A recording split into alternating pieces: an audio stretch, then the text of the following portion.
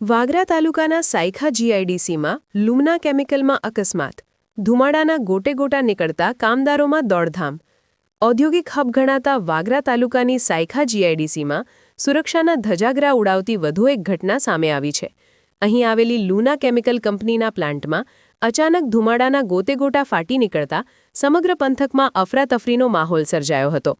પ્રાથમિક અહેવાલો અનુસાર કંપનીના થર્મેક્સ બોઇલરમાં ટેકનિકલ ખામી સર્જાવાને કારણે આ અકસ્માત સર્જાયો હતો, જેમાં જોતજોતામાં કાળા ડિબાંગ ધુમાડાના ગોટેગોટા આકાશમાં ઊંચે સુધી દેખાતા ભય વ્યાપી ગયો હતો.